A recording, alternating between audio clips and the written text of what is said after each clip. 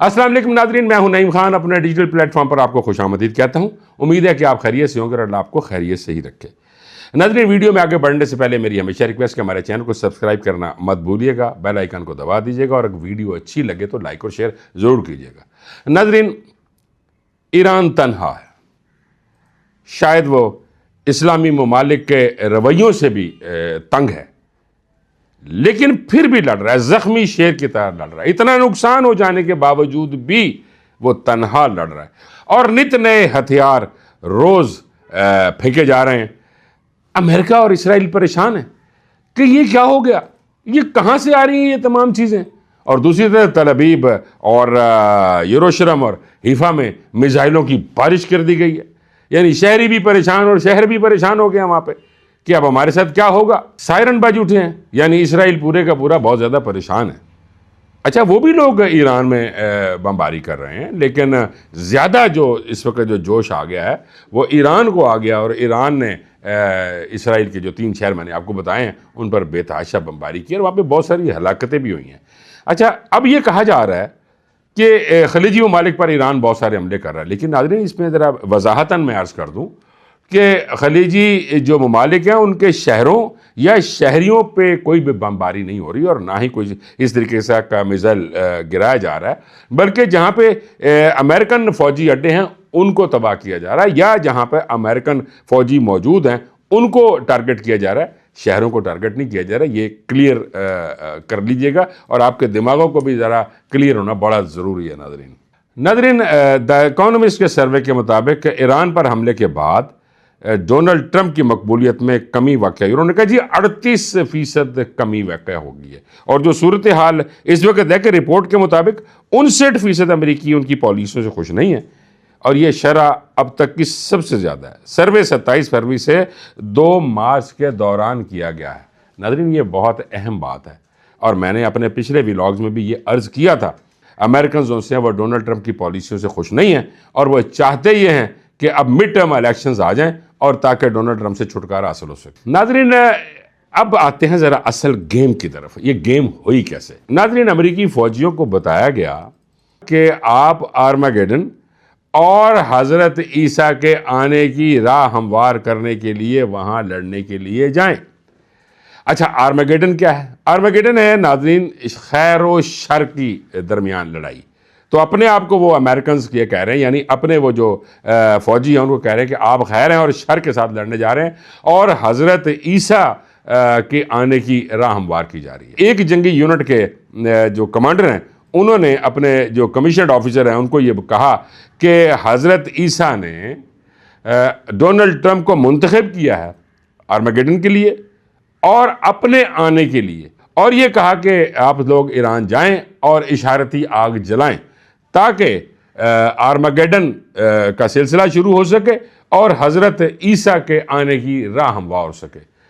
کتنے بڑے جھوٹ بولتے ہیں، یعنی اتنے جھوٹ بولے جاتے ہیں کیا فوجیوں کے ساتھ؟ یعنی آپ اپنے فوجیوں سے بھی سنسیئر نہیں ہیں۔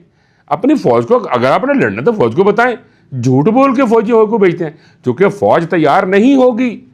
آپ کے جو جنرل ہیں وہ پہلے ہی کہہ چکے ہیں کہ یہ کام خراب ہے، یعنی کوئی وجہ ہی نہیں بنتی نا، کوئی لڑائی کی وجہ ہی نہیں بنتی۔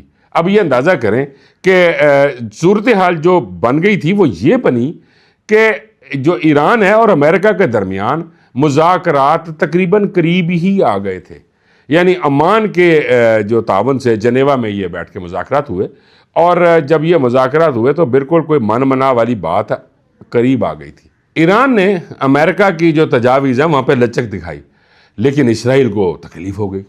اسرائیل نے کہا کہ بات یہ ہے کہ ہم نے جوہری پروگرام جو ہے ایران کا اس کو ختم کرنا ہے، اور اصل میں ناظرین پیچھے صورتحال یہ جوہری پروگرام والی نہیں تھی، اصل وہ یہ چاہ رہے تھے کہ حماس کو ختم کیا جائے، کیونکہ حماس ان کے لیے ایک پرابلم تھی، اور حماس کو جو سپورٹ کرتے ہیں یا حماس کا جو خیال رکھتے ہیں وہ ایرانین ہیں، تو ان کا یہ خیال تھا، تو انہوں نے کہا کہ یہ مذاکرات تو ہونے دینے ہی نہیں۔ پھر ناظرین یہ ہوا کہ جو پیس بورڈ تھا اس کے اجلاس کے چند روز بعد ہی ایران پر حملہ کیا گیا تاکہ حماس کو کان ہو جائیں اور حماس اپنے آپ کو سرنڈر کر دے اور مکمل طور پر اسرائیل جو ہے وہاں پہ فلسطین پر قابض ہو جائے۔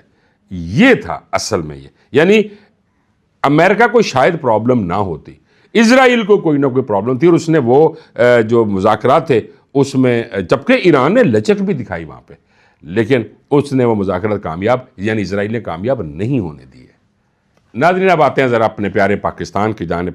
کل عمران خان صاحب کی اڈیالہ جیل میں ملاقات کا دن تھا.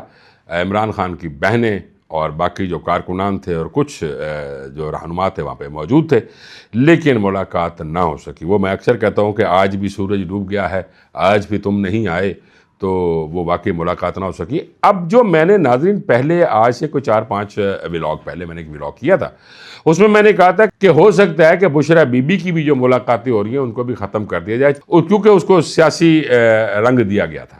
بشرا بی بی کی بیٹی اور ان کی بھابھیوں سے ملاقات کرائی جاتی تھی, اس دفعہ وہ ملاقات بھی نہیں کرائے گی, کیونکہ جب بھی وہ ملاقات کر کے آتی تھی اور وہ آ کر علیمہ خان صاحبہ کو یا باقی کو یہ بتاتی تھی کہ جی اندر کا پیغام یہ ہے, اور پھر وہی ہوا کہ اس کو وہ لے کے آگے سیاست اس پہ شروع ہو جاتی تھی. اس دفعہ وہ ملاقات بھی نہ ہو سکی. یعنی جو باقیوں کو نے تو ملاقات عمران خان سے تو کرانی درکنار, یہ جو بشرا بی بی کے ساتھ جو ملاقات کا سلسلہ جاری تھا وہ بھی ختم کر دیا گیا. میں ناظرین اس بات پر ضرور دوں گا کہ عمران خان ڈیل تو لے نہیں رہا, اور اگر فیصلہ ساز پیچھے ہٹ جائیں اور عدالتوں میں کیسوں کو چلنے دیں اور عدالتوں کو فیصلہ کرنے دیں, اور اگر عدالتیں فیصلہ کر کے عمران خان کو بری کر دیتی ہیں, تو اس سے دونوں کی, یعنی عمران خان کی بھی اور فیصلہ سازوں کی بھی عزت بچ جائے گی اور ملبہ کسی اور پر پڑ جائے گا. اب میرا خیال ہے کہ اگر ایسا ہو جائے تو بہتر ہے. ناظرین اب تک کے لیے اتنا ہی, آپ سے ملاقات ہوگی اگلے ولاگ میں. اللہ حافظ.